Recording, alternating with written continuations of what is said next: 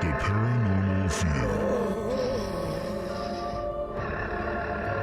The Paranormal View.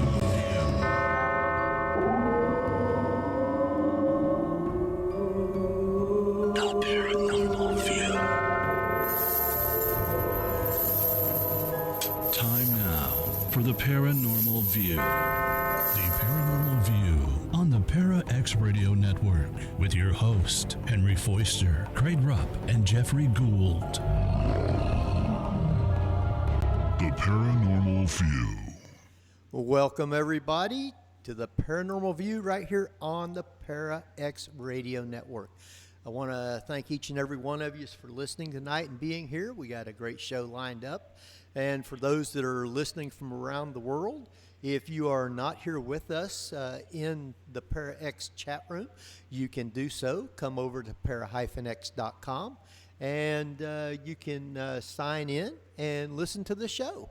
And you'll be able to private chat me or Craig Rupp with questions for our guest tonight. I do have Craig Rupp with us tonight. Hello, everybody. And got Jeffrey Gould with us tonight. Hello, hello. But Jeffrey is outside on a phone, so he's not in the chat room. But we do have Craig, so you can either private message either Craig or myself with questions, and I'm sure you probably will have quite a few for our guest tonight. We're looking forward to the show. Ought to be really interesting. So, Jeff, you've got all the introductions. Why don't you go ahead and introduce our guest? Yes, I do. And let me just explain why I'm on the phone so that people understand why they're going to hear weird sounds like cars and stuff. As an actor, I've got a student film shoot that got moved to tonight, and I told them, well, I need to, co-host my show. So my ride is actually going to get here in about an hour or 70 to 75 minutes and start driving me. So you may hear, hopefully, not too much background noise. Regarding tonight, of course, our guest is Thomas P. Fusco, who's an independent researcher who's devoted nearly 3 decades investigating the relationship between mind, physics, spirituality, parapsychology, scientific anomalies, and paranormal phenomena, and with the goal of uncovering the unifying cosmological framework that's eluded mankind for generations. He's been invited to speak as a guest on numerous radio programs, including our own Dave here at the Para-X. With his single super geometrical model, he explains the physical, observable characteristics of every primary and secondary phenomenon associated with paranormal and psychic phenomena, as well as shedding light on a number of scientific, astrophysical, and quantum physical enigmas. Rather than explaining the paranormal with quantum physics, as everyone else is doing, Tom Fusco provides the proof of the opposite case, namely that it's the quantum physics that's paranormal, spooky actions at a distance indeed. So Mr. Fusco here will be discussing the theory of his super geometry presented in his book, Behind the Cosmic Veil, a new vision of reality that describes a new model for the supernatural mechanics, which not only explains the behavior of strange phenomena like the paranormal and UFOs, but also provides compelling answers to some of the fundamental problems facing physics today. So welcome, Tom Fusco. Yes, welcome. Hi, Tom. how's it going, guys? Welcome. Good. Great. Excited Good to be back on the Para-X network. Well, that's great, and we're excited to have you back with us. Where are you from? I hail right now out of Ocala, Florida. Ocala, Florida. That's not a bad place. I used to live in Daytona many, many years ago. Oh, yeah, that's not too far from here. No, it's not too far. No. Getting started, though, what actually got you started in the direction to write this book? What Behind the Cosmic Veil, and what is behind the Cosmic Veil? Well, all sorts of stuff. Yeah. In other words, the title of the book indicates that there are quite a few mysteries that we observe and experience in our universe and in our world around us, that the standard model of reality based on science doesn't really provide any answers for. And yet these things do exist. So for me, it's kind of like a veil of reality. And in order to find the secrets to that, we have to peek behind the cosmic veil. As far as my experiences, I had several what you might call psychic or supernatural experiences in my teenage years, in my early 20s, that caused me to question the nature of reality as I was taught it. I was very scientifically minded and also very pragmatic, pretty much with a blue-collar upbringing. So it was something where, for me, I needed to find what the reasons were, what the causes were for these things. So by psychic experience, you're referring to the artwork you observed and suddenly had a sense of the artist having his own physical experience with his arm? Yeah, you're talking about that experience I mentioned in my book, where I was a sophomore in high school, and a freshman girl that I had just met about a week before had invited me over to her folks' house for lunch. And while I was in the living room waiting for her to make sandwiches in the kitchen, I was looking around the artwork on the wall, and I came to one picture, one painting, and I felt a severe pain in my left arm as I was looking at it.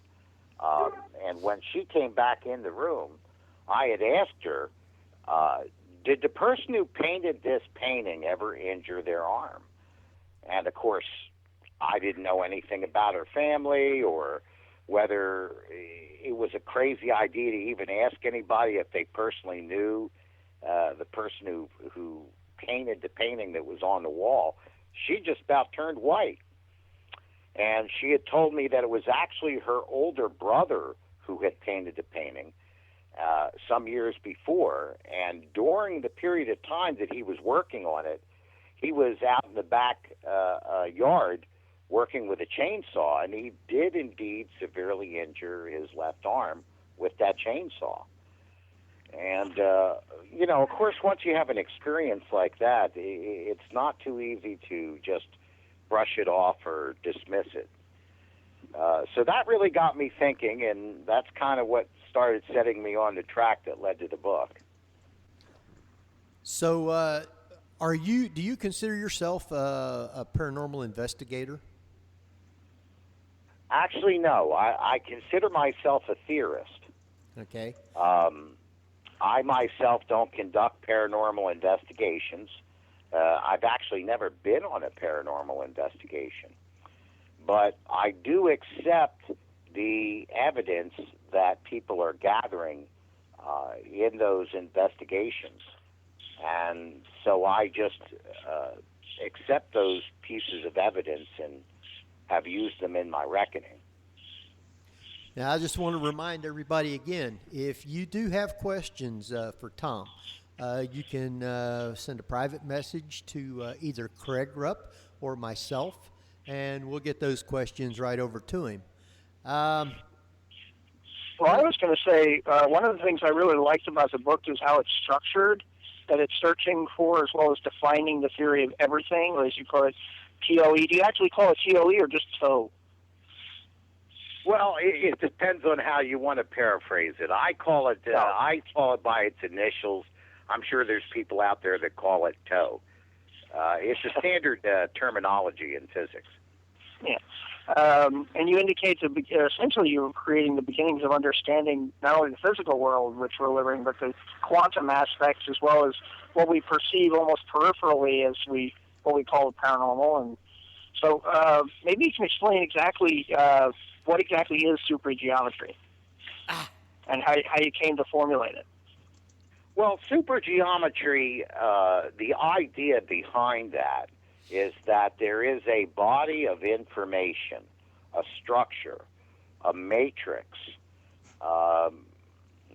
It's gone by many different names in the past, that exists outside of space-time, outside of our four-dimensional realm, but is actually a part of a greater reality in which our four-dimensional space-time is only a part. And we can't see this information. All we can do is see the evidence of it. And it goes by, as I said, it goes by many names. It goes all the way back to Plato's Forms, which was the same kind of concept. It's been called cosmic consciousness, universal mind. In the Bible, it's called the wisdom of God or the Word of God. It's the same kind of a concept, the Christian logos. In physics, probably no one said it better than physicist David Bohm, who was one of the most influential physicists of the 20th century. And he called it implicate order.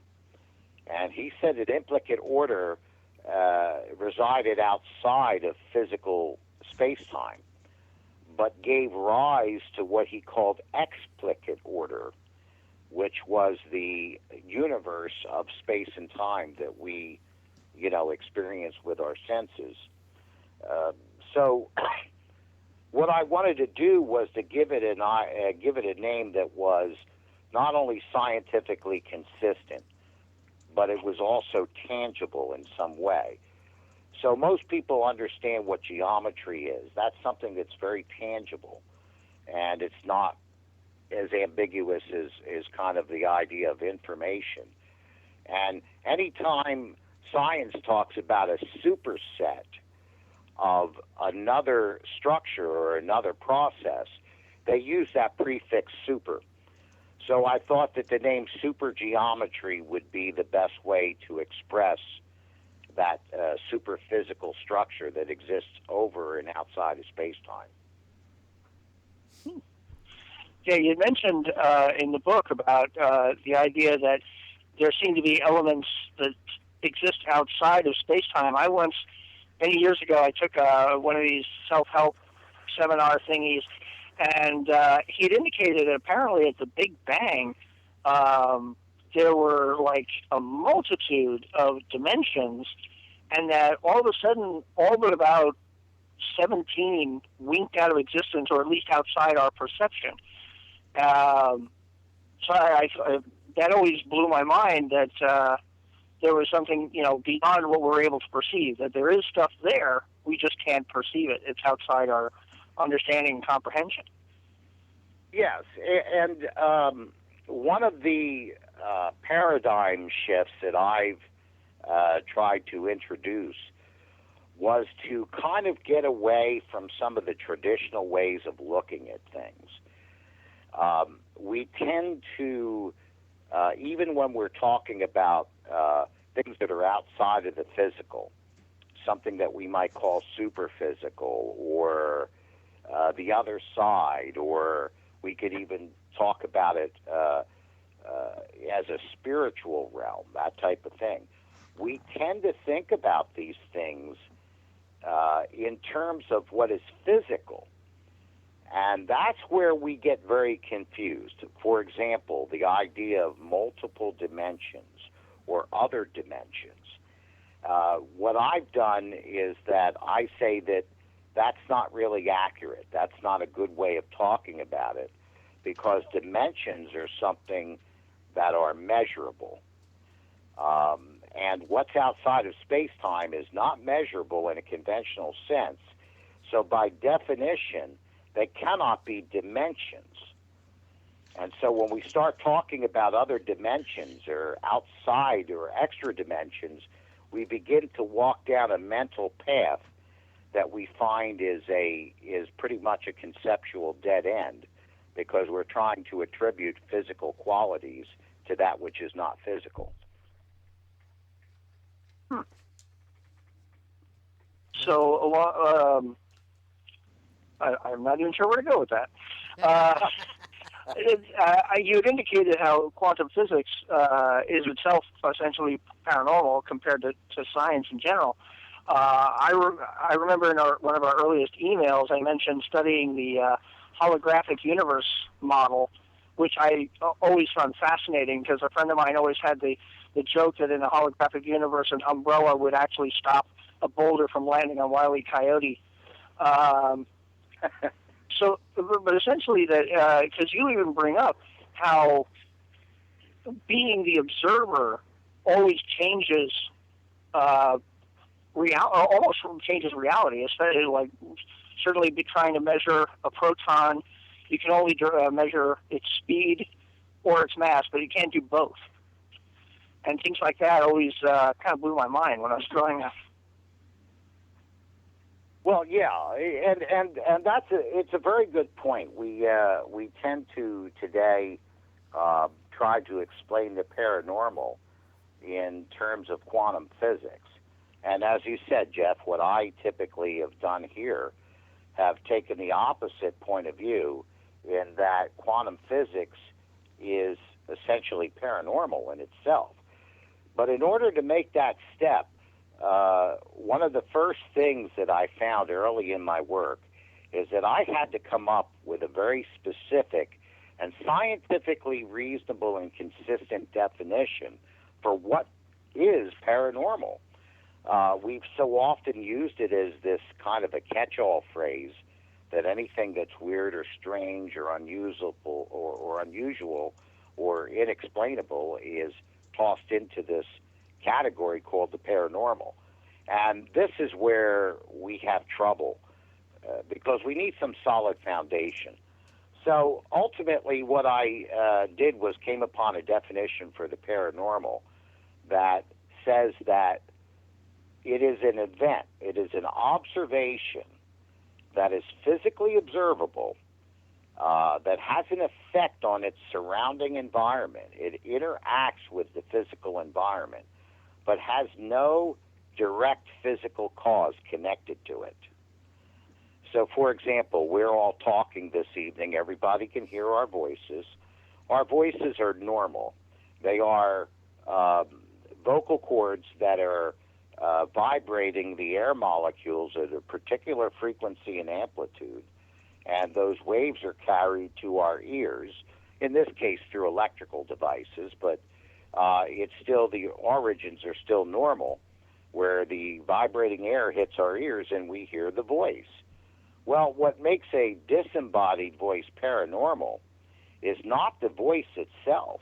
All of that is exactly the same as standard physics. The difference is that there is no direct physical cause, like a set of vocal cords, connected to and local to the effect. There's just the effect with no physical cause present in the same vicinity. And that's what physicists call non-local causality.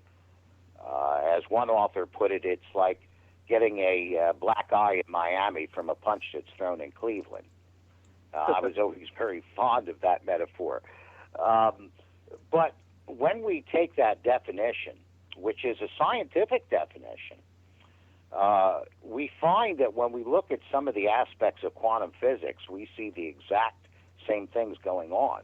We see physical effects that interact with their surroundings, but no direct physical cause connected to that effect. And so once we adopt that definition for the paranormal, not only does it give us a firm foundation from which to reason, so to speak, putting a solid stake in the ground, but it also blurs the lines between these different disciplines. So when we look at these effects in quantum physics, I say, based on my definition, that it's like what you said, quantum physics is paranormal. So now, I noticed you talk in your book about, well, I'll just ask the question, what is the divine order of the cosmos? Yes. Now, that relates back to what I was talking about with supergeometry, is that there are certain observations that we have in the universe that are not explainable in a material way. And I'll try to elaborate on that. One of the problems that physicists and physics has and has confronted in recent decades, we have discovered enough about the universe and the observations that we find in it, and have accomplished so much in our basic physics that we have reached a point to where we are literally running out of material to explain all the observations that we see in the universe. Physics is a material science. It is the ultimate materialism. And so the goal of physics, in a sense, is to explain everything physical with everything physical. In other words, the universe should be self-explanatory. Everything that's physical should have a physical cause and effect. It should be self-contained. But we've reached a point to where we've literally run out of physical material to explain everything that we see. And so, since the universe is an orderly place, we have to understand that there is some sort of an order that is existing beyond material. Now, physicists, of course, physicists won't accept that until they reach an impasse. And they ultimately know that they can't go any farther with the materialistic view. But all indications are that there is some sort of an order that is apart from and aside from and above from what is material. And that's what I call as being understood as divine order. I was actually impressed by your new system of paranormal investigation, redefining rather quite accurately, actually, various concepts of science and paranormal in general. I know that you tended to go more with the prefix trans, which does actually make more sense in a scientific sounding than just saying, clairaudience and but transmutation and various definitions like that work out pretty well. Yes, I took a long time working on that because my premise was this. Here's one of the problems in investigating the paranormal, or at least in understanding it. And by the paranormal, I'm talking more specifically right now, the haunted house style paranormal. We see all these different observations. We see apparitions. We hear disembodied voices. We get EVPs. We have malfunction of electrical equipment.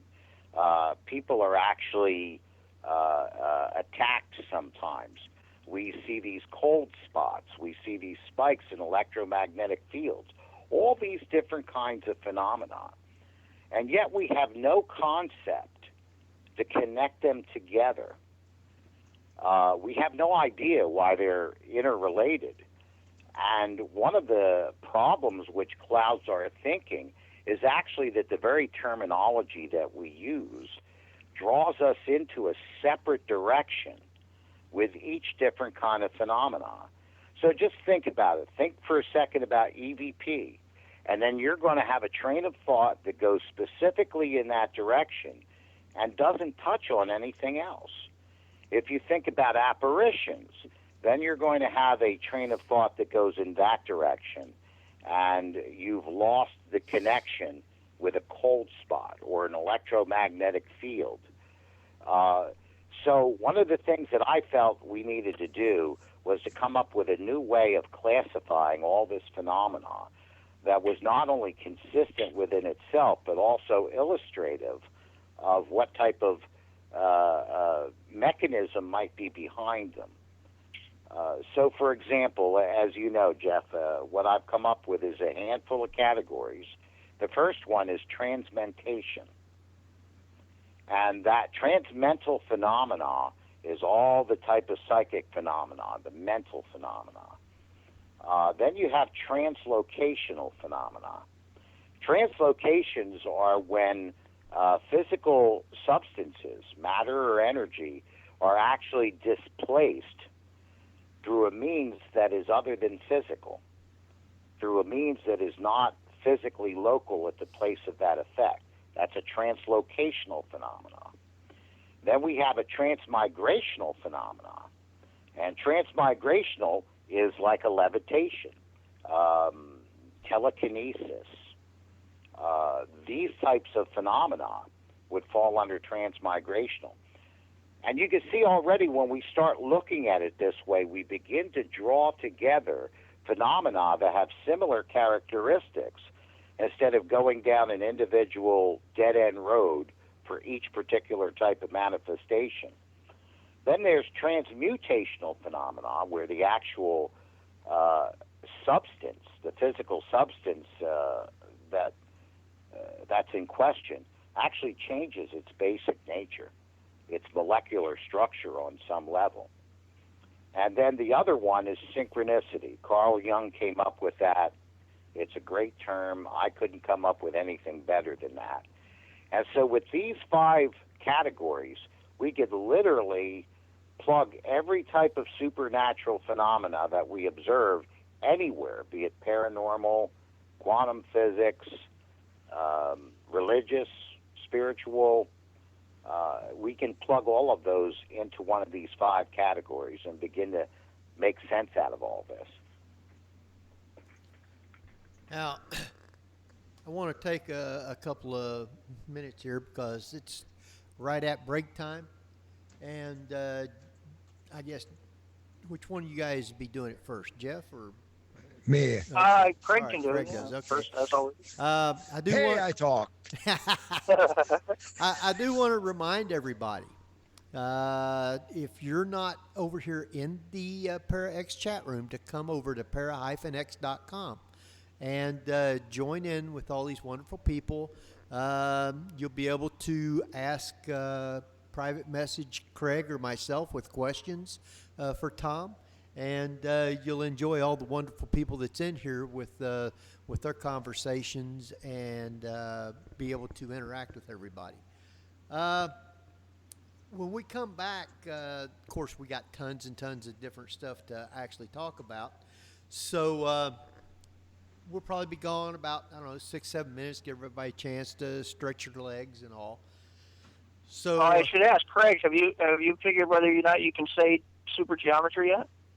Supergeometry. How's that? There you go. In the email, you weren't sure you could pronounce that. I was amazed. I just did. There you go. All right.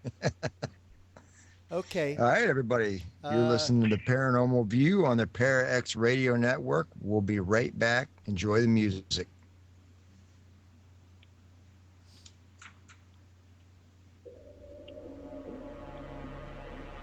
Don't go away. The Paranormal View will be right back.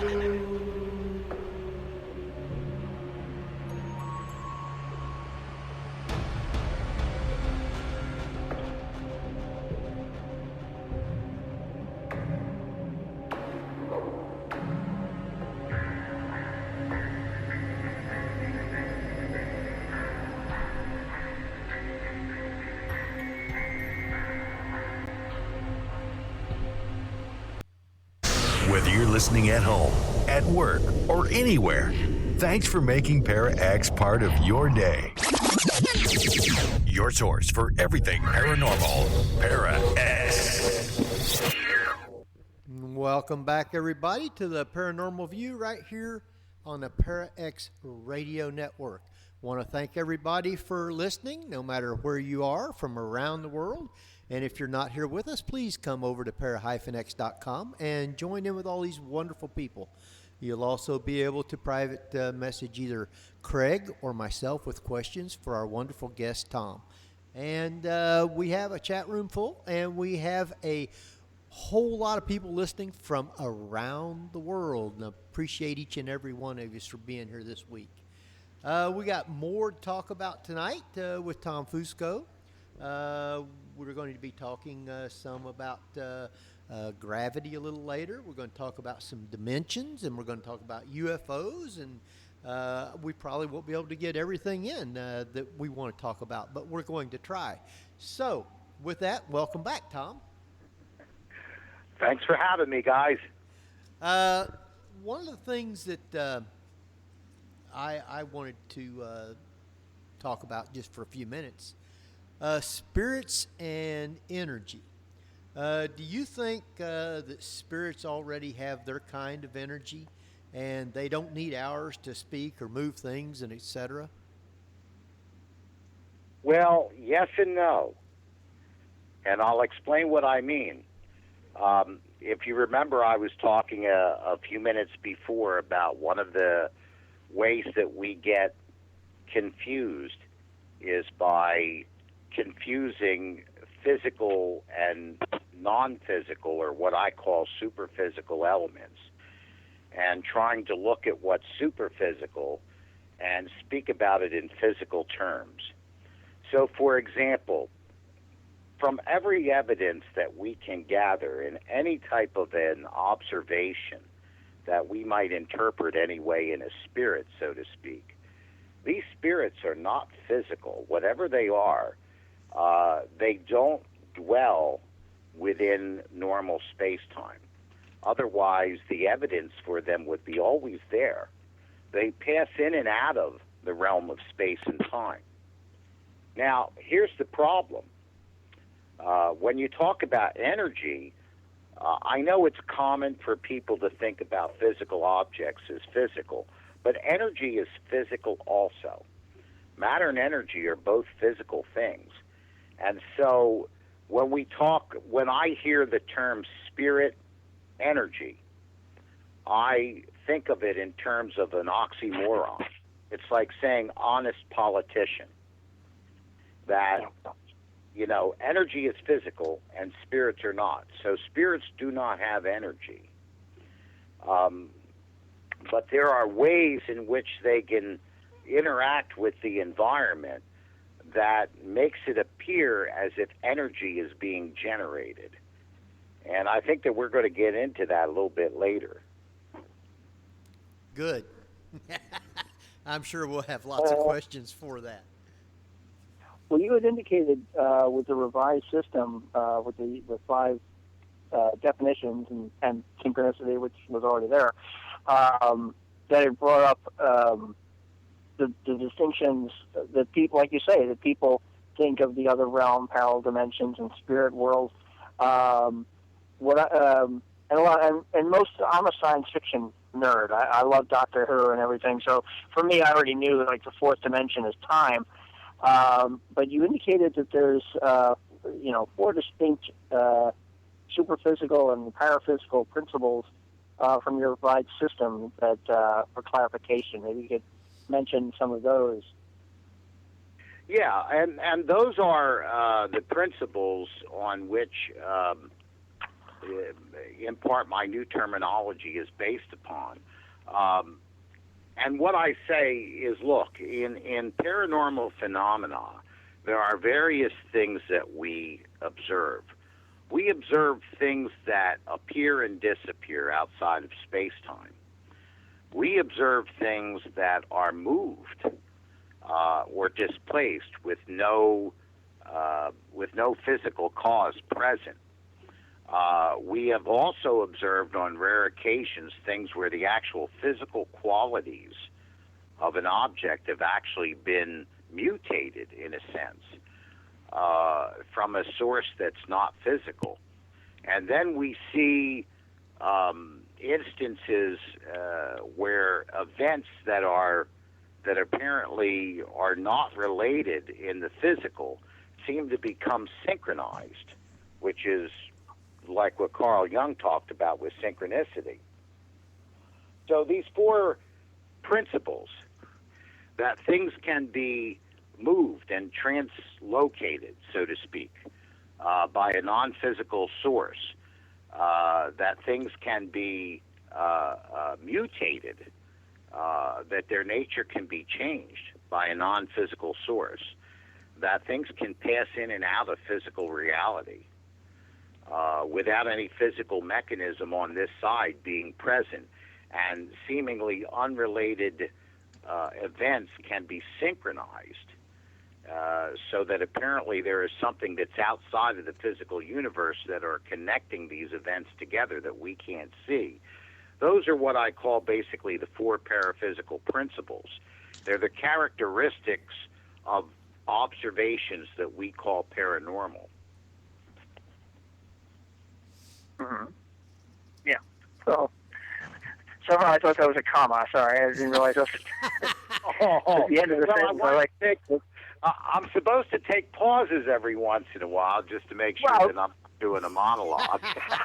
Well, we don't actually mind monologues. In fact, when you had indicated your model of bilocation, I was very amused because you had the same toy I had as a kid, with the little blank face guy with the iron filings and the magnet.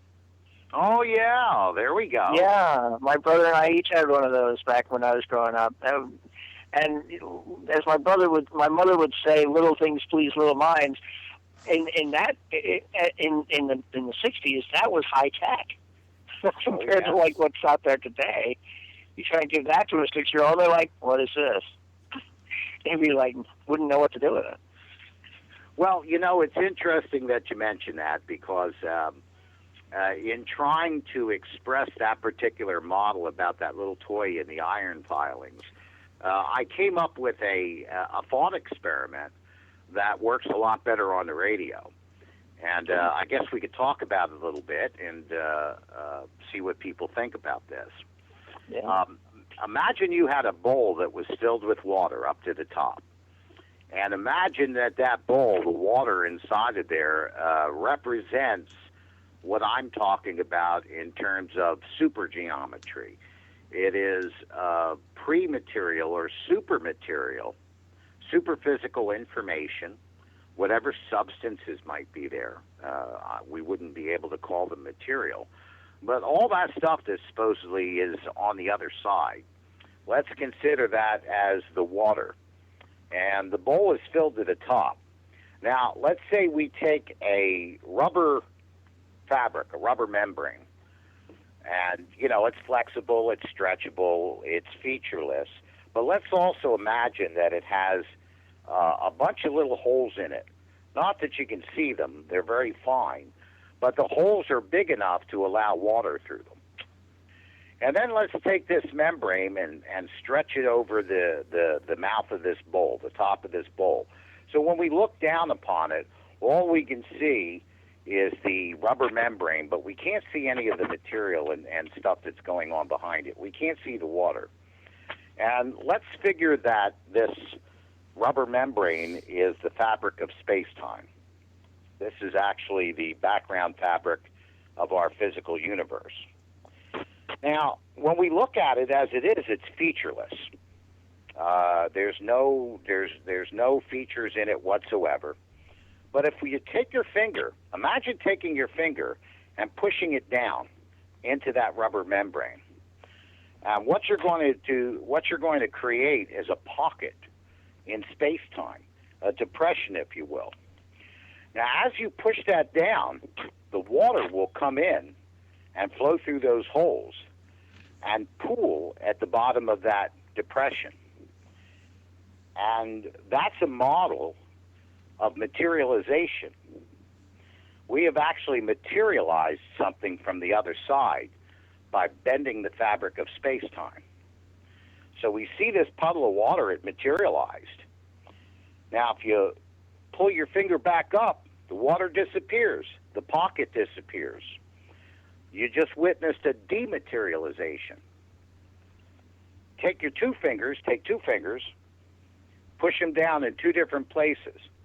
The identical puddle appears at the bottom of both depressions. You just saw a manifestation of bilocation. Now, let's take a finger, push it down in there, and slide it across the rubber while it's pushed down in it. And you'll see the puddle of water magically move with the finger. Remember, you can't see the pocket of space underneath of it. All you see is the water as the object. You just saw a levitation. And so that's a good thought experiment to get people thinking in the right direction as to what's going on. But that also brings to mind the concept of where might we be able to find those rifts through which the water would come? Well, that's a good question. My argument, of course, is that is what I'm describing as part of the model of what I call paranormal mechanics. Yeah. And I really... Oh, I'm sorry. I was going to say it's very similar to how gravity was demonstrated on like some of the old science programs where they'd have almost like a waterbed of the black line with the sort of the holodeck crosshairs, and they would roll balls on it to demonstrate how smaller balls will go to the larger balls, and this is creating a deeper depression in like you say, the fabric of space-time. Exactly. The difference, though, is that there are problems with our understanding of gravity. And gravity is, to me, one of the keys. Understanding what we don't know about gravity was one of the keys for me to unlock the mystery behind the paranormal. And I'll explain to you what I mean. I was talking in the chat room earlier about gravity being the elephant in the room. When we were in school, we were taught all kinds of things about gravity. But what we were taught was all about gravitational effect. We were talking about a physical effect that interacted with its surroundings. Starting to sound familiar already. Mm-hmm. The problem is, in order for it to be a physical cause, we need a particle that propagates as a wave. In other words, the conventional model of gravity is that it is a force. And if it's a force, like electromagnetism or the strong and weak nuclear forces, it would require a particle that conveys that force by propagating itself as a wave.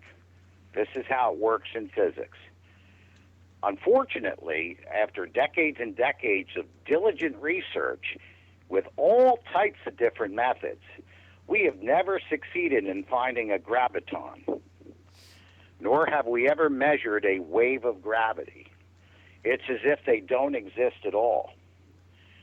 And so gravity is this mysterious stuff that, for example, we were taught gravity holds the moon in orbit around the Earth. But when you stop and think about it, to the best of our knowledge, there is nothing physical that connects the Earth to the moon. There is no physical connection. It's just hung there by this strange effect. We don't really know what gravity is yet. We know what it does, but we don't know what it is. Well, now, so here's an example of Einstein's spooky action at a distance. Interesting that he used that particular word, spooky.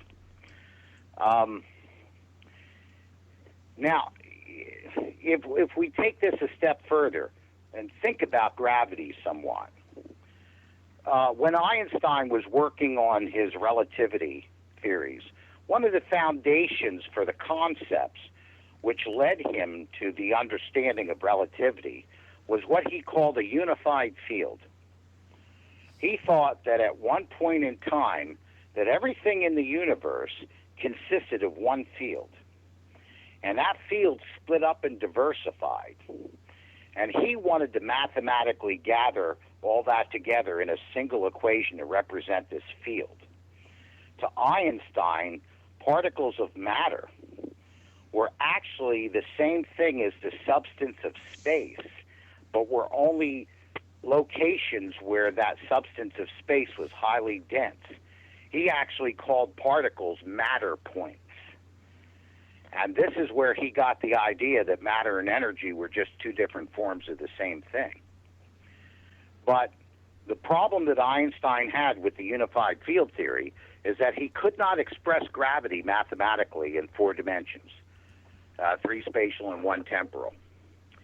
And since then, with our 2 major systems by which we understand the universe, relativity and quantum physics, any attempt to try to reconcile this comes up with the same obstacle, gravity.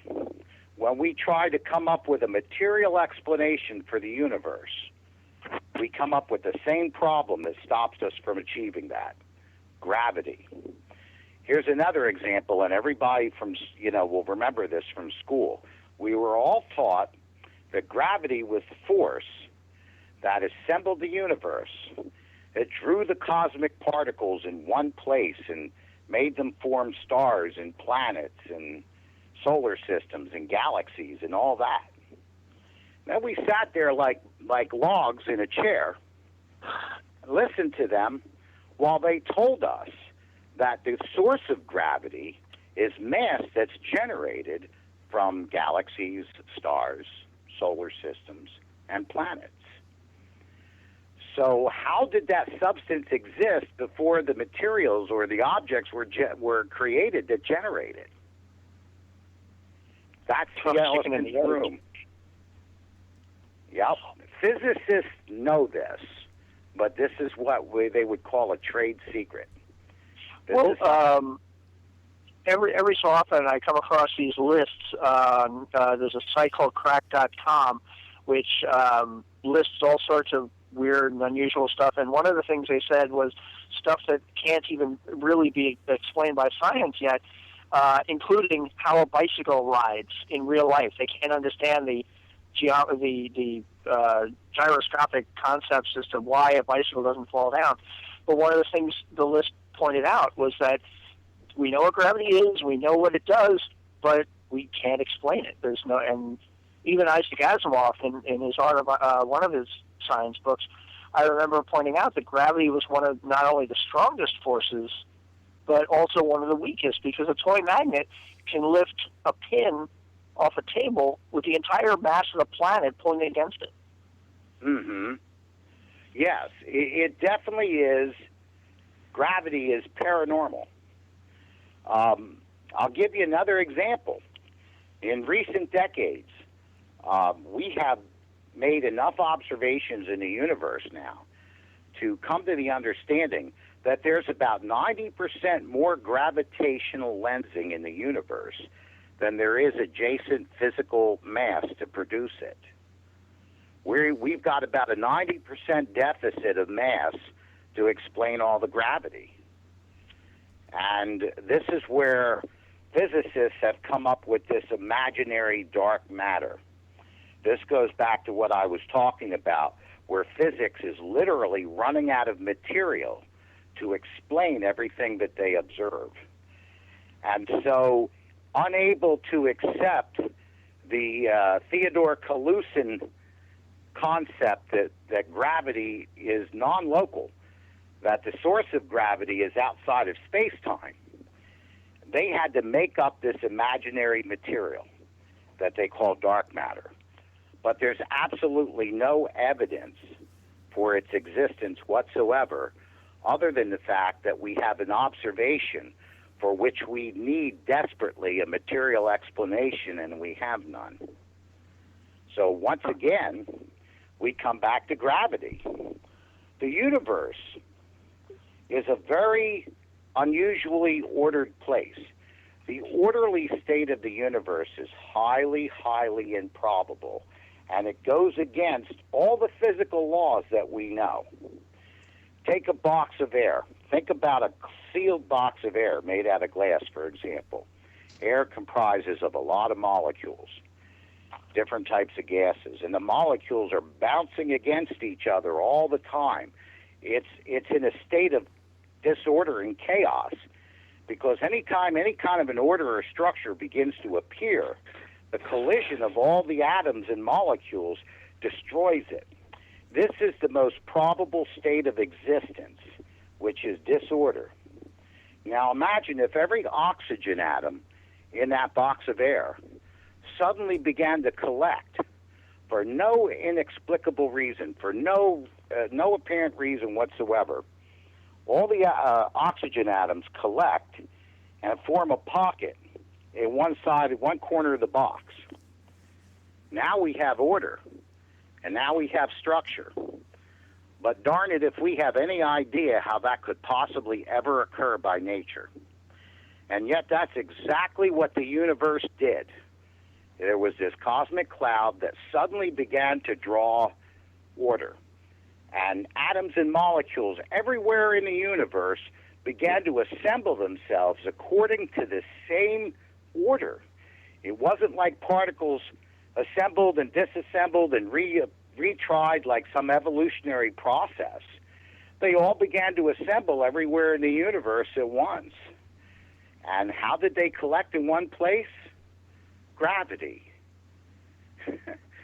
So we keep coming back to this fact that gravity is probably the most paranormal thing that we know of.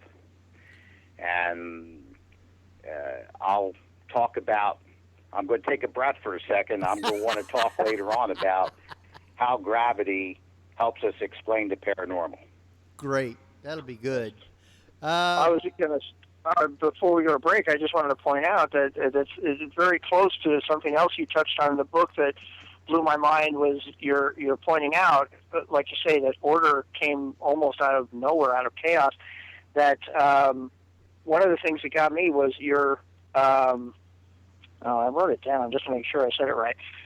Yeah, you touched on stuff that I used to ponder about as a kid, but there was no explanation for, like how do flowers know how to create pollen that specific insects are going to come along and move from one place to another, and how do the insects know to do that, and the different aspects of what most people just say, well, it's evolution, but if it was just trial and error, we would have much more extinctions than unless they took these evolutionary leaps out of nowhere. And that always, when I was a kid, yeah. Yes. Everywhere we look in the universe, we have learned enough now, and our powers of observation and our instrumentation is good enough now to see observations that we have no material explanation for. In past centuries, our observations were so limited that it was easy to find the material explanation. So science rode that particular horse and kept riding it and saying, there's never going to be an end to this. It was like the real estate boom. They kept riding that horse, but now they've reached a point where they've solved all the simple problems. They've observed all these other phenomena in the universe, and they just simply have nothing left in the material bank account to explain it.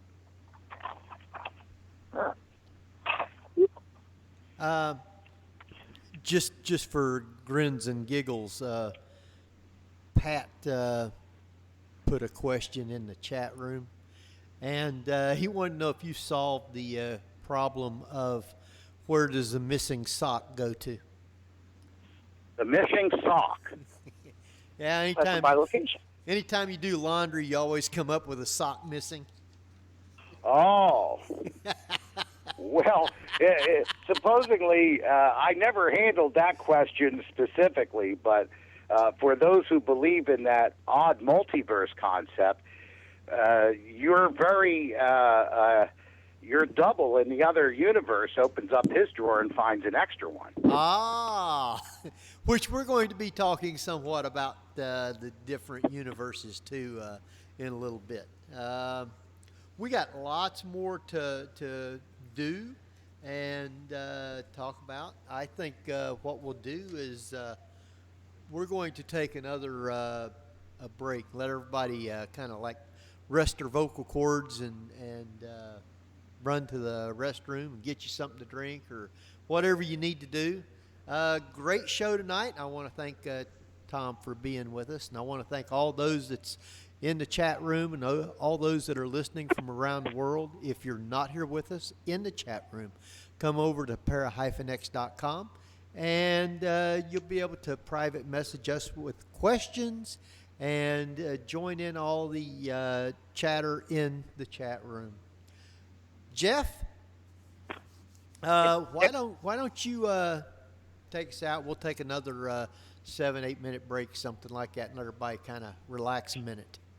Yeah, well, you're all listening to the Paranormal View on para-x.com. My ride hasn't arrived yet, but stay tuned after this musical interlude for more enthralling information from our guest, Thomas Fusco, and the author of Behind the Cosmic Veil. Welcome back, everybody, to the Paranormal View right here on the Para-X Radio Network. I want to thank everybody for being here tonight. We've got a great guest.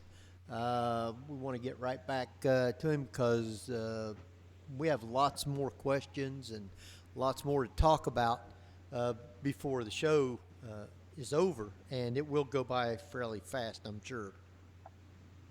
So I want to welcome Tom back to the show, Tom Fusco. Are you still here? Oh, yeah, I just come back from checking. I got all my socks. All right. Now, I guess, Craig, are you with us? I am here, and I do have a question. I figured you had a question, so I think what we'll do is we'll lead right in and let you get started on that. How's that sound? Sounds good. Amazing things do happen. Tom, now, what is dark matter, and how does it relate to the paranormal? Now, is that like a lot of these places people see shadow figures? Is that what you refer to as dark matter? Actually, no. I consider dark matter to be a completely fantasy substance. There's nothing to dark matter except that it illustrates. They're just trying to. So essentially, dark matter is just trying to fill in their equation as to why there's more gravity than mass, observable mass. That is. Absolutely, they had to come up with a material explanation. Now think about this, okay? Here's this dark matter. We can't see it. We can't measure it in any way. They can't even find any kind of trace in it in that Large Hadron Collider that they're running over there in Europe. And yet, this particle is supposed to be so massive, and when I say massive, I'm speaking from a physical point of view, massive. It's so massive that it generates about 90% of the gravity in the universe, and yet we can't measure it or see it in any way. Give me a break. Wow. It just doesn't exist in my book. But what we have, you heard a little bit earlier, I mentioned something about Theodore Kaluza. Theodore Kaluza, he was working with Einstein on trying to come up with this equation for the unified field theory. And he decided one day to just make up an imaginary coordinate outside of space-time. And he didn't know what it represented. It just represented something that was outside of the four dimensions that they were struggling with.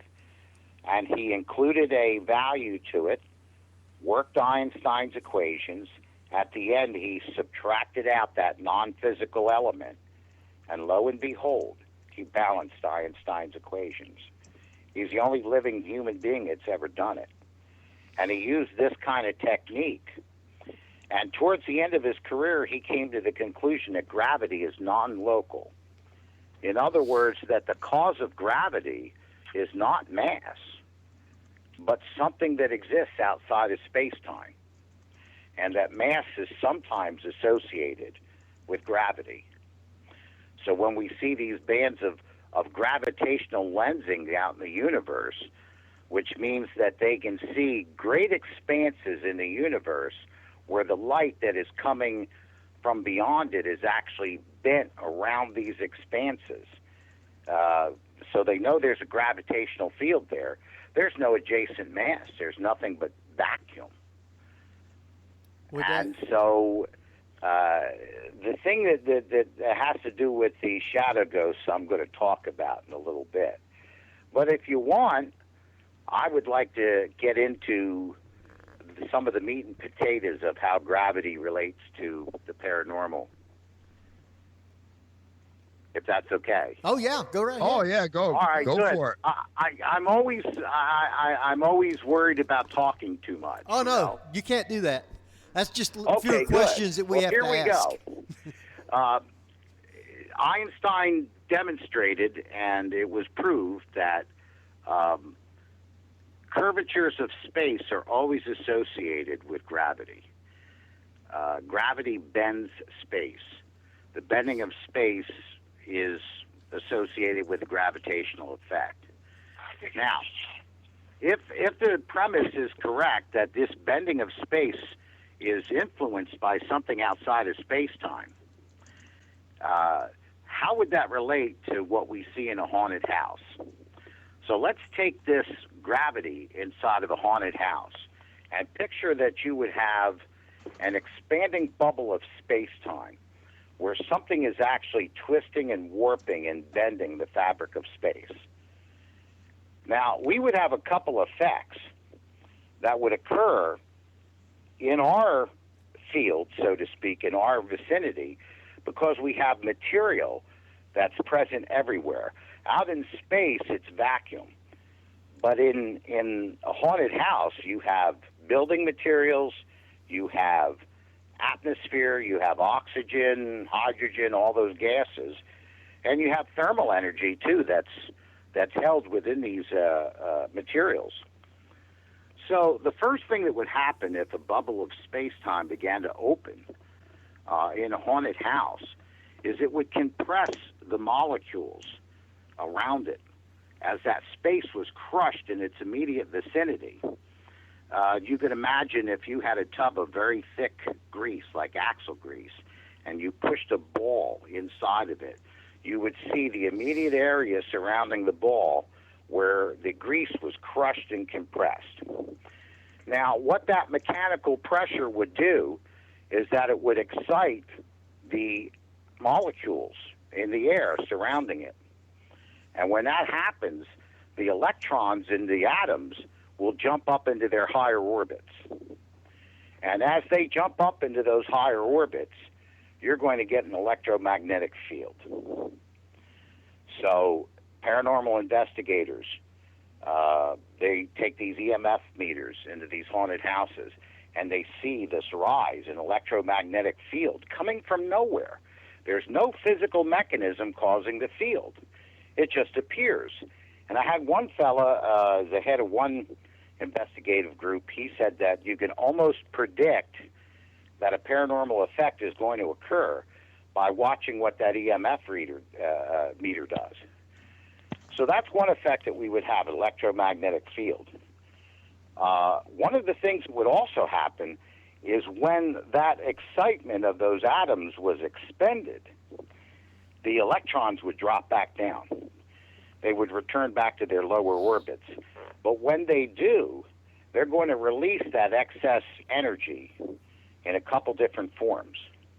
One of the things that electrons can do is that they emit photons when they drop back down into their lower orbits. We still don't fully understand how that happens, how an electron can emit a photon and yet in itself not change anything about its structure, its nature, or its energy level. The photon just appears. And we have an example of that effect all around us.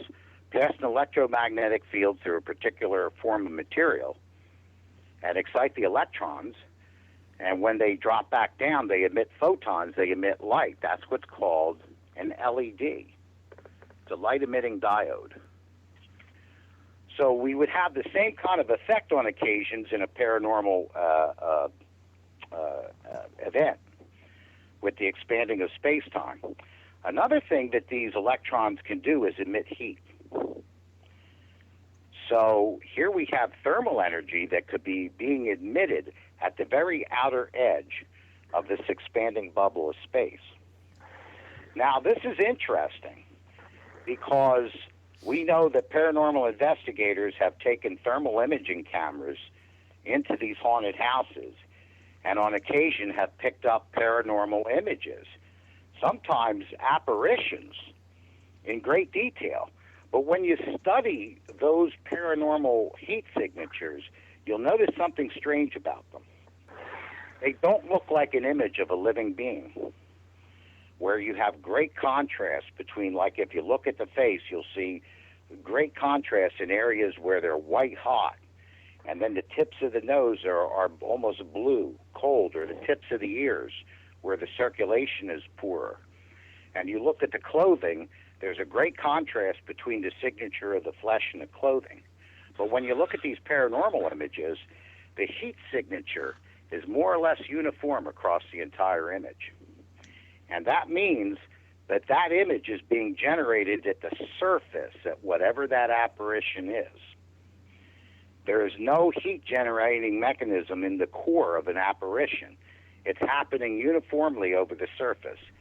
So that would be another manifestation that would be consistent with this idea of the expanding of space in a given location. Now, that's what we would see at the leading edge. Another thing that we would see is when that electromagnetic frequency hit a certain oscillation, it would begin to affect the electrical equipment in its immediate vicinity. We already know that effect. We've actually built weapons based on that. One of our greatest fears is that the sun, during an event, will give off an electromagnetic pulse that'll shut down our electronics here on Earth. Right. But the funny thing is, here's what our problem is in the paranormal field in investigating. All these different events, we only have one thing mentally that we connect them all with, and that's with a spirit. So we start thinking about, oh, the spirit's doing this, the spirit's doing that. And they may very well be doing that, but we're missing what's happening in between. It's not a question of who's doing it, it's a question of how they're doing it, which we haven't answered. So, for example, if we go over to another field of the paranormal, traditionally said as paranormal, UFOs, we see the exact same phenomena. That in the vicinity of UFOs, suddenly all batteries go dead, the cars stop, radios don't work, flashlights don't work. But nobody would ever stop and say, oh, well, gee, the UFO is draining batteries out of my flashlight in order to physically manifest. Why? Because they're not thinking of a ghost. And so here we have, in paranormal events, the measurement of electronic fields coupled with the malfunction of electrical instruments. The relation between one and the other is so obvious almost a child would recognize it, and yet we can't see it because we got the ghost stuck in our head. Actually, the physics for that mechanism, where they say the spirits are draining energy or making cold spots in order to physically manifest, it simply isn't there. The physics isn't there for it. It's loosely associated with Einstein's equation E equals mc squared. Matter and energy can be converted from one form to the other. But what we ignore, because we have the ghost in our head, is the part of the formula that says how much energy it would actually take to make a material object, even a tiny speck of it. And what we find in physics is that the entire energy output of the sun is not sufficient to make a single hamburger. Wow. And that's a scientific fact based on Einstein's equations. So the reality of it is that no, if a ghost was somehow, if old Uncle Fred died and somehow acquired through death the strange, uncanny ability to transmute energy directly into matter, however that could happen, we wouldn't be talking about areas of 2 or 3 feet around that drop 10 or 30 degrees. We'd be talking about how many square miles just dropped to negative 273 degrees centigrade. Absolute zero. Everything in the town frozen solid to make just the tiniest fraction of a second wisp of cigarette smoky type matter. It's just not there. So there has to be another explanation, and the very electromagnetic fields that they measure would explain exactly what's going on with the equipment if they understood it enough to bring in the oscilloscopes to be able to show that when it hits a certain frequency, that's when the electrical equipment begins to malfunction. So that's part of it there. Now, if we have an expanding outside edge, we also have an interior to this bubble. What would happen in the interior? Well, if it happened in the presence of matter, not in the vacuum of space, but in the presence of matter, a couple things would occur. You would essentially have a thermal and material vacuum inside of that bubble. If it opened up very, very slowly, the laws of equilibrium would be at work, and that the material from the surrounding area, the air molecules, and the thermal energy within them would flow into that vacuum very smoothly, very gracefully, very quickly, like water seeking its own level. We wouldn't be able to detect any variation there. But if it happened real quick, imagine walking in from inside your house to your front door on a cold winter's day and open the door suddenly. You're going to get a vacuum created. You're going to get this big inrush of cold. And so when this bubble expands rapidly, more so than the surrounding thermal and material is able to quickly fill that vacuum in, you're going to have a couple things. You're going to have a cold spot. It's going to only exist temporarily, but suddenly a spot gets cold, and then it stops. It equalizes, and the temperature comes back to normal. Another thing that's going to happen, if it happens very quickly, you're going to have an inrushing of air. And this would explain the mystery breezes that people feel, where they feel a breeze whisk right by with no doors or windows open. Another effect that it would have is this. I don't know how many people have told me that when they go into a haunted house and it's active, one of the things that they all report is a feeling of heaviness. And it's not very subjective, so like 10 different people give 6 different definitions. It's like 499 out of 500 people use the exact same word, heaviness, heavy. And we all know as human beings what that means. We've all lifted things and been on roller coasters. So when we're all using the same word, that's a clear sign that there's something tangible to that term. Well, folks, what does the bending of space cause? Gravitational fields. And so the feeling of heaviness that these investigators report is literally true, because the gravitational effect is increasing as space-time bends in the vicinity that they're standing. So this is how gravity can relate to the paranormal. And what's so remarkable about this model is that it explains all these different phenomena in a uniform way. And not only that, it also explains how some of the mysteries that we have in the world at large, in the universe at large with gravity, could be explained. Why we can't find a graviton, why we can't find a Higgs boson, why we can't find dark matter. Because the space is being bent from outside of space-time. These particles are not necessary to create a gravitational field. And that's why we can't find them, because they're not there. And so this is how this theory begins to bridge all these things together. Now, the other two aspects of the theory has to do with the materialization of information within the curvatures of space-time. And then the third part is the mechanism by which that happens. So I'm going to take a breath break now and let you guys talk. Oh, yeah. One of the things. Go ahead, Jeff. Did you have something? No, I was just impressed, and I was like, wow, everything he was saying was just. It's you got to read his book. You realize this is a book that just about anybody in the paranormal field should read, because he as it says, he everything he explains. And what's really interesting is I'd be reading along, and Tom, you would have stuff like you'd be pointing out a certain point, and my mind, like you say, getting the ghost stuck in your head, I would say, well, what about this? And then he would address that in about 2 sentences. I'm like, how did he know I was thinking that way?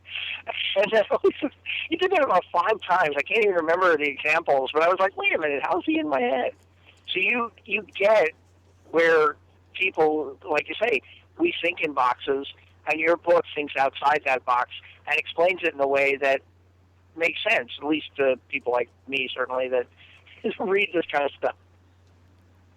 Well, what I've tried to do is to remove all preconceptions and just sit back and look at what everything is and just take it for what it looks like, and not just look at one little sliver of reality, but try to look at all of reality and make those connections. And when I understood about gravity and when I was able to conceive of how this could relate, that was the key that unlocked the door. And then once that unlocked the door, everything just flooded and it all started making sense. I've been on radio shows where the host was head of a paranormal investigation group. Had that several times. One of them, just you could hear the lady gasp, and she said, "You just described a luminous orb." I said, "Yes, I know I did." And then another lady said, "You know, if what you're talking about, this kind of a standing bubble that didn't have any materialized information in it, what you just described is what we call a spirit vortex." I said, "Yes, you're right." It all starts falling together. Yeah. One of the things, I guess, kind of like that I wanted to touch on. One of the things in your book is the challenge of scriptures. How much of the Bible did you kind of relate to? Well, what I tried to do was this. You know, being of a Christian background, of course, the Bible would have been and is the source of spiritual insight for myself. Right.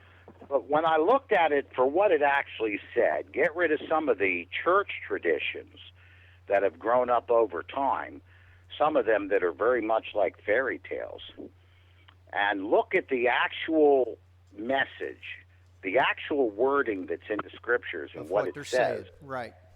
What I discovered was a kind of an ancient cosmology, the way that the universe was put together, the way those ancients understood it as being. And I took that as a sincere or a real evidence of inspiration on their parts. And so I took that model that they were talking about and put it together and saw what kind of picture that it drew. And amazingly enough, what it did, what is it described to me, not only pre-material or supermaterial, superphysical information, but also a superphysical substance that was a wave function. And that as these things became more intense, they would decelerate towards the speed of light. And as they crested the speed of light and moved below it, that time and space would bend in those places, and that those elements would begin to materialize in space-time as they drop below the speed of light. Now, you talk about... Oh, by the way, Thomas, I was going to say, Henry also has the tendency of psychically knowing when Craig and I were going to ask something specific, so he tends to ask it. I was actually going to bring up the religious aspects of the book, which I found fascinating, especially concepts of the Apocrypha, and now I have to go look up. But what's not ironic, but a little synchronistic about your being our guest tonight, considering your book, is the student film that I'm on my way right now to shooting is based on the parable of the Midnight Visitor from the book of Luke. That's interesting. I'm playing essentially the neighbor who gets woken out of a sound sleep. And when I was reading your book, I'm like, wow, this is the same night that I'm going to be filming that is the night he's going to be the guest on our show. That sounds great. Hey, what I've always said is that coincidence is a term that we use to describe a phenomena for which we have no understanding. Cool.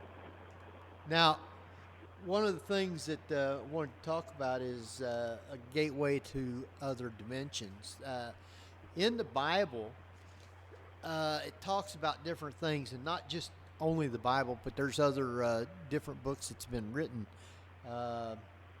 like the books, lost books of the Bible and forgotten books of Eden.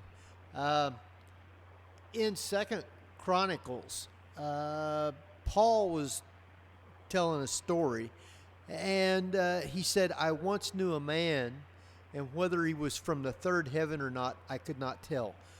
And he goes on and explains himself. And in the forgotten books of Eden, Enos also tells about the 12, I believe it's 12 levels of heaven. The church doesn't talk too much about that stuff. They kind of frown on that kind of, because they don't bring all that stuff out.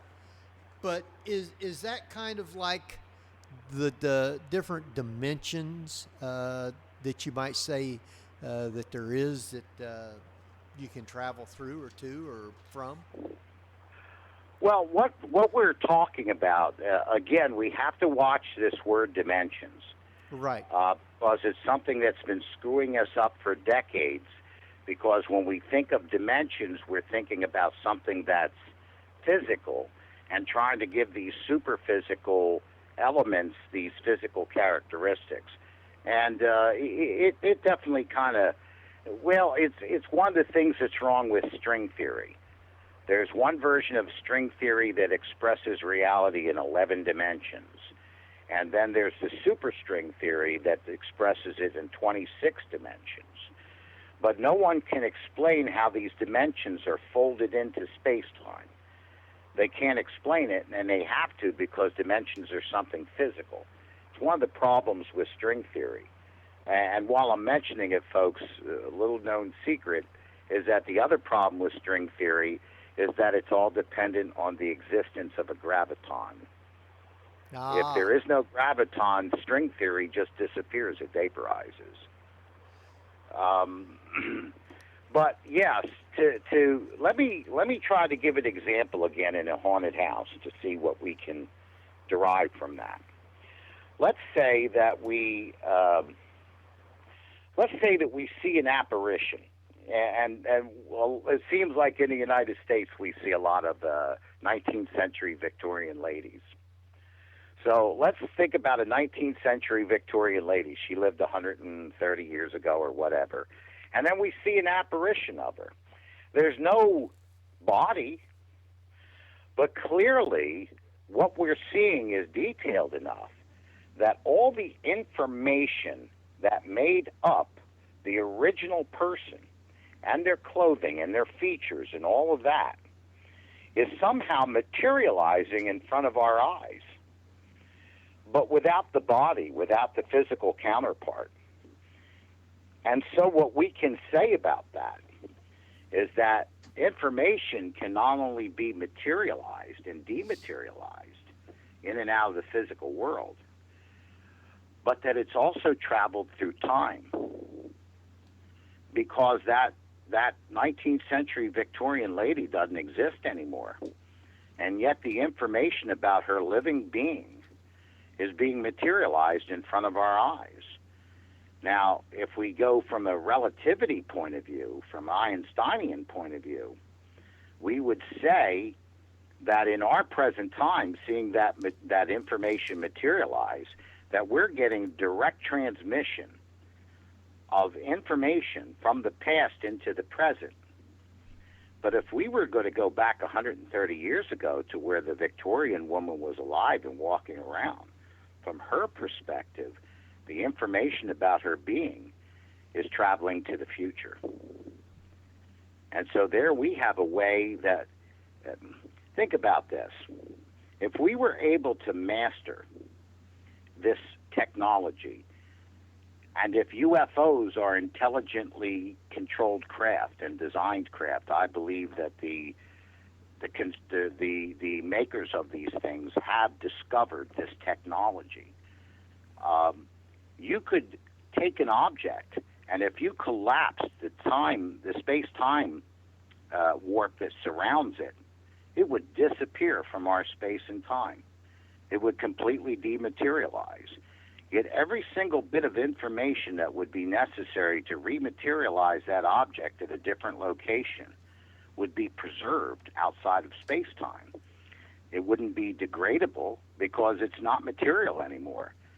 It wouldn't have to travel through time because the dimension of time is completely collapsed above the speed of light. And so it could reappear 130 years later or go back 130 years from the past.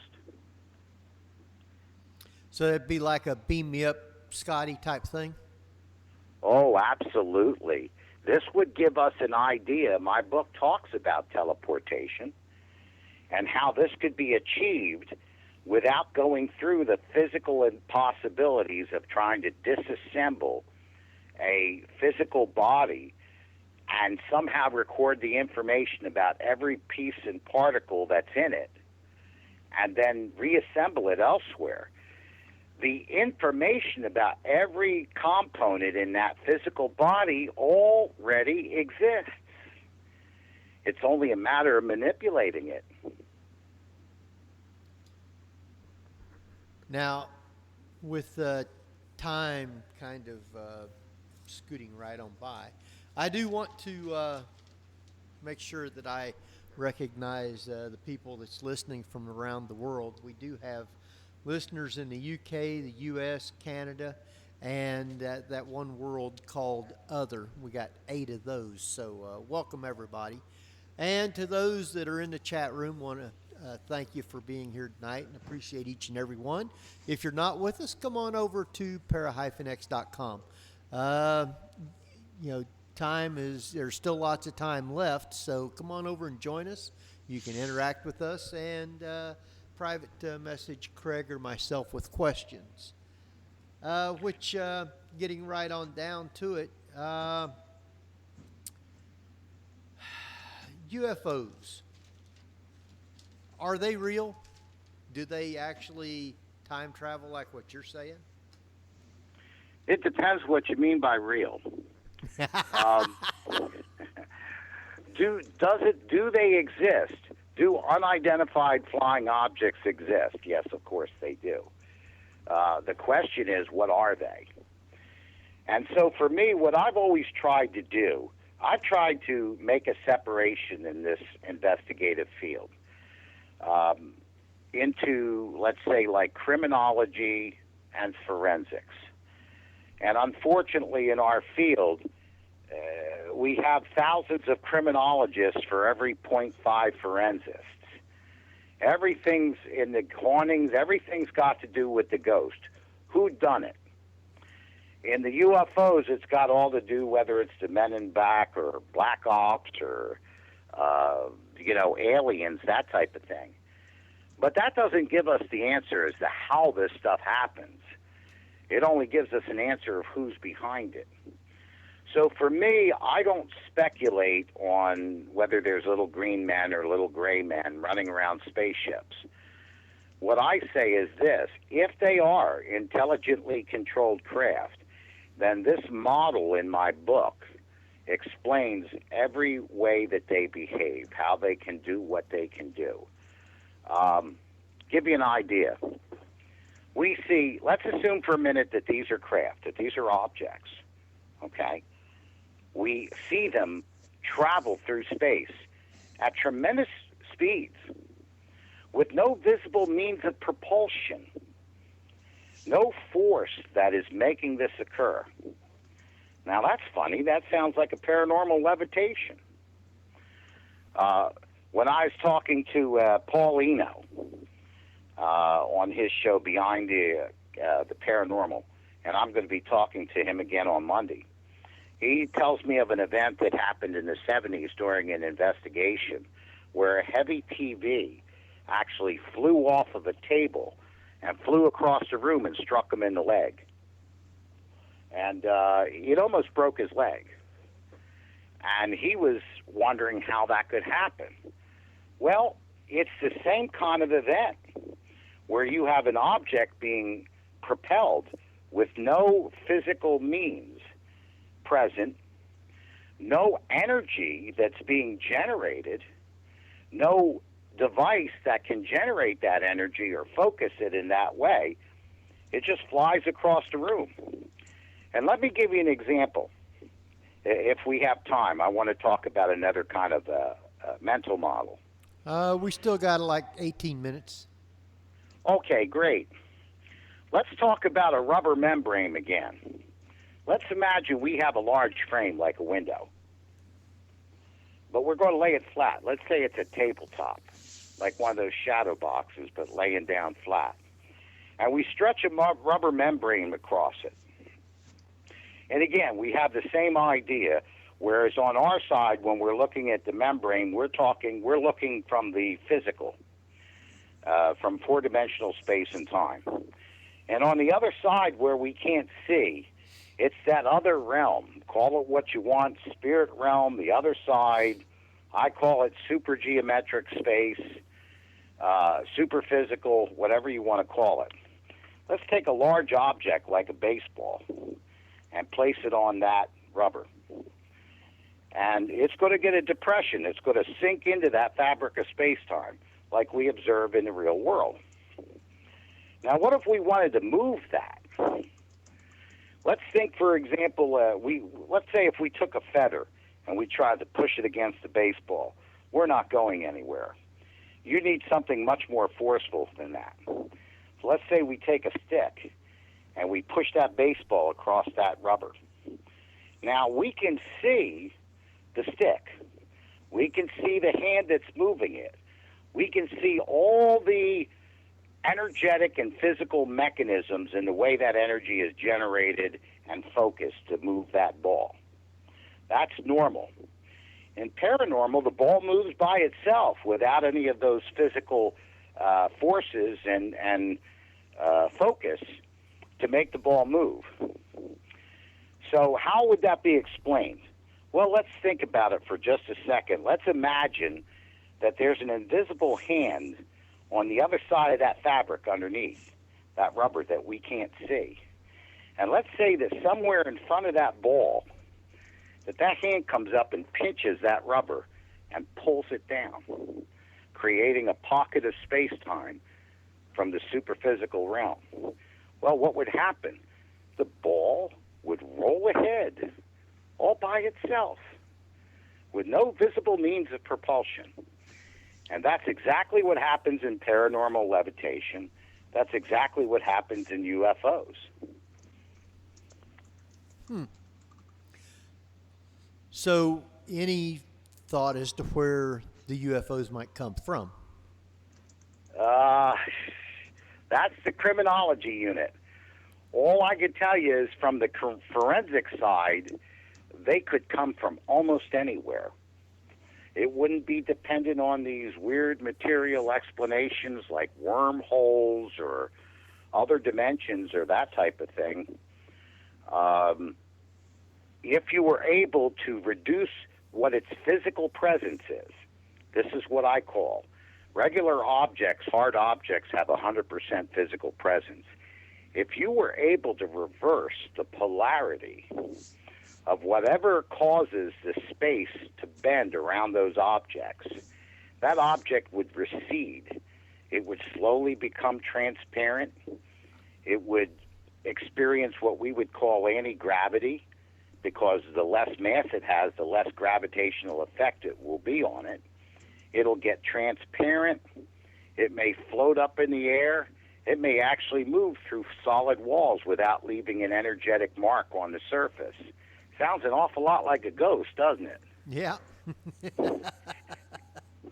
Now, if we were able to completely recede that, zero presence in the physical universe, the information that constructed that object would still be there. So, technically, a race that had mastered technology based on this supergeometric principle, this model of space-time, would be able to transport here from who knows where in the galaxy. As long as they know how to find that physical coordinate, their craft and everybody in it would disappear on their home planet and would suddenly materialize in outer space. and they could blink in and out of existence. As these space-time bubbles are being fluctuated, they could change shape, as we see these things do. They almost look like they're phasing in and out of reality. They could travel at tremendous speeds, because if they were bending the space-time in front of them and pushing that bubble along, as I described, that craft would begin to fall into that depression, and then as the depression was moved forward, that ball, that ship would be crushed against the side of that pocket and would ride the edge of it like a surfer rides a wave. And it could achieve tremendous speeds. It could make right-angle turns without everybody inside getting crushed, because they're all sitting in their own relative bubble of space-time. There is no inertia inside there. It's a completely different relative zone of space-time than the surrounding space-time. So there isn't an experience of velocity inside the ship. Now, we got about, looks like 12 minutes, so actually we got about 10 minutes to chat time, I would say. I got to plug my website now, Yeah, that's what I'm leaving time for. So all right. we won't forget that. All right. You got to pay the bills, You got to pay the bills. Yep. So how do we hear disembodied voices and those we don't hear audible, but we catch on our recorders? This is the wonderful thing that my theory does. It makes physical predictions that could be tested. Now think about it for a minute. We're talking about the fabric of space-time being bent, and that fabric can be configured according to the information that's placed inside of it. Now, let's say that information is coherent. Let's say, for an example, it's a spirit. And that spirit comprises of information that would determine its structure. And let's say that spirit, disembodied spirit, tried to talk, as we would when we're living. Well, what could be happening is that activity is actually vibrating the fabric of space-time. And as it vibrates, that fabric itself acts like a vocal cord. So what it can do is two things. It can agitate the air molecules and vibrate them at the frequency and an amplitude identical to a human voice, so we hear it, a disembodied voice. But sometimes we don't, and it gets picked up on a recorder. Well, remember what I was saying. When you bend the fabric of space-time, you get an electromagnetic field. So if you're fluctuating the fabric of space-time and oscillating that field to the right frequency and amplitude, you wouldn't hear that electromagnetic field in your ears, but the copper coils that were connected to the diaphragm of a recording mic would pick it up, and you would hear a voice where it wasn't audibly detectable. Now, by doing that, something would have to be making that frequency and bending that to be able to say the words. So would that constitute a spirit, somebody from the dead or the other side, or ever how you want to look at it? I would say that whatever that would be would certainly fall into the definition of what people call spirits.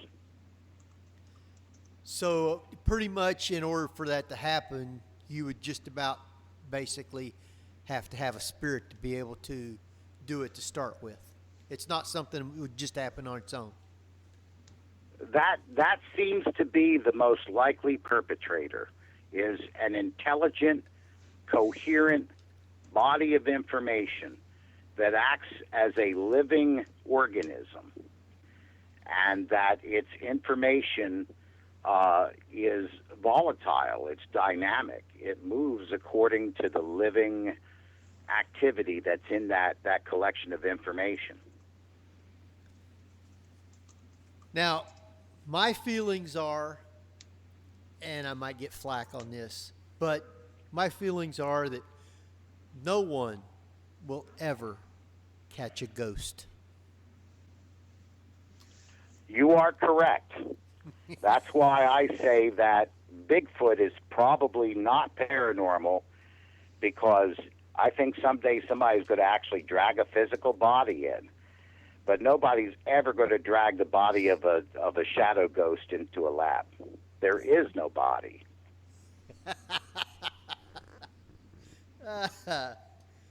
That's pretty good. And with the shadow ghost, just to add something real quick, the surfaces that are created at the interaction between this expanding bubble and the surrounding material is a reflective type of a surface. And at a certain frequency of radiation, that surface would act like a black painted object that would absorb all the photons that are hitting it, just like if it was painted black. And that's how you get a shadow ghost. There's nothing inside of it. It's just that the surface absorbs all surrounding ambient light. Now, we lost Jeff. I think he might have had to go because he was supposed to be going to do a shoot. So I know one of the things that you had in your book was what are some of the paranormal puzzles?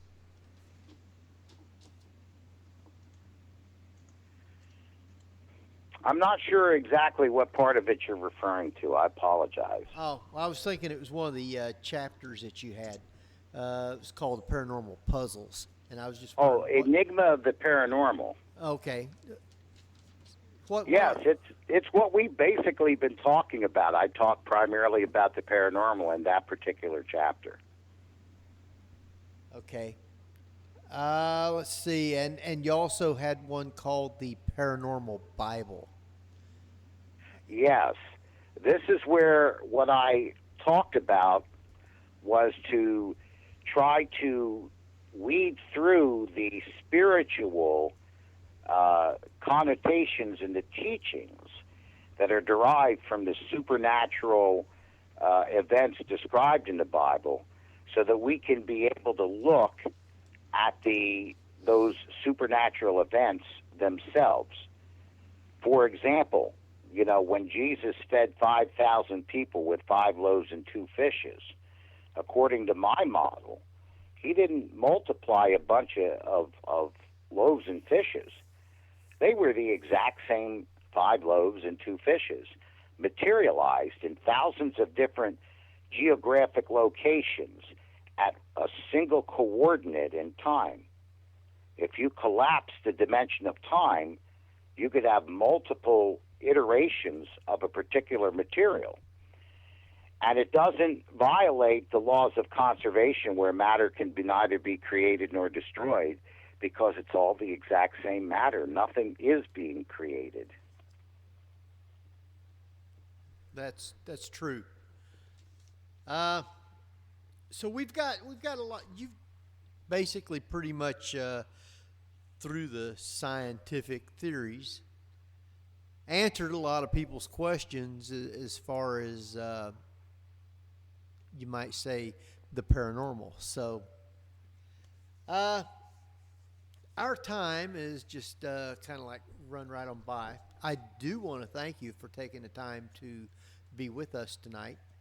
It was my pleasure. Can I plug my site? Yes, we're going to let you do that right now.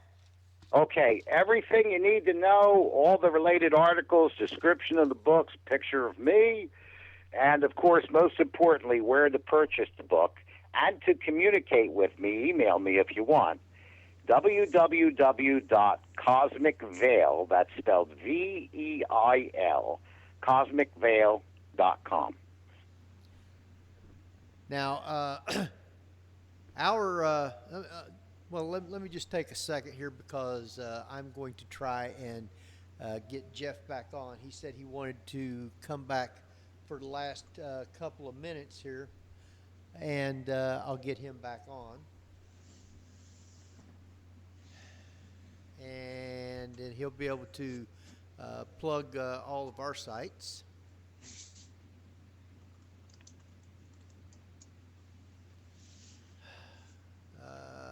Jeff, he was disappeared into the mountains and he lost service. Yeah, that's what it says. Oh, is that what it was? Yeah, I just talked to him. Okay. We're seeing if we can get him right back on here, and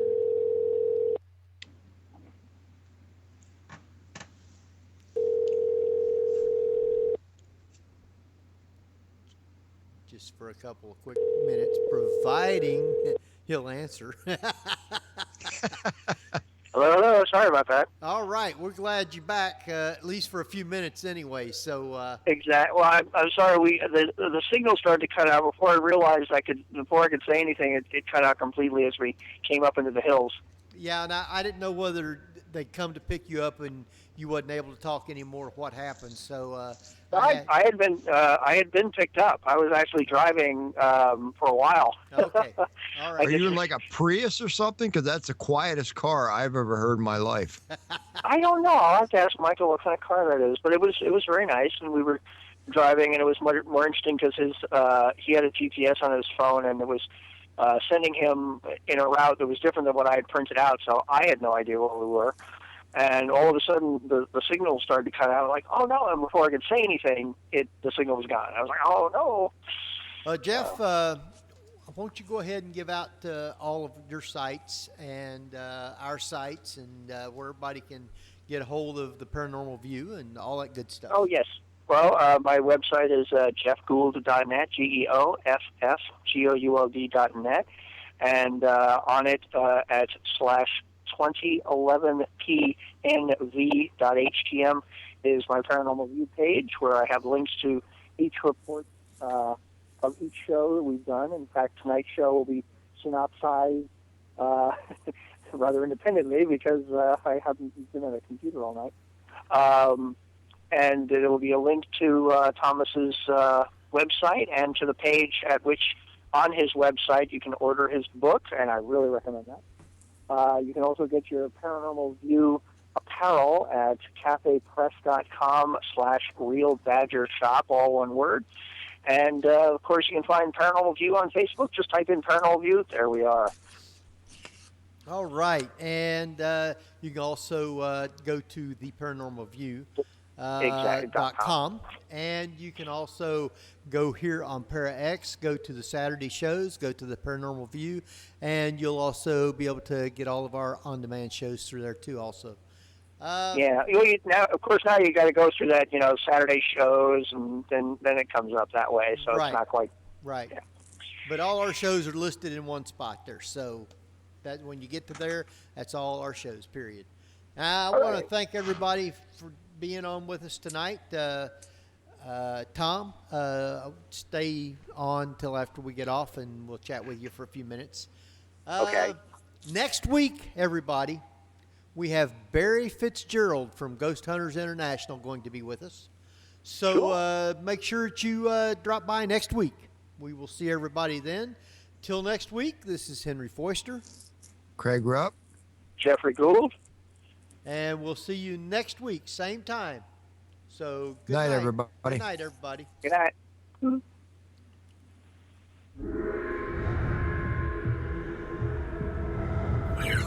leaving. We're gone. Paranormal View. Come back and visit us again if you dare. You've been listening to the Paranormal View on the ParaX Radio Network. The Paranormal View.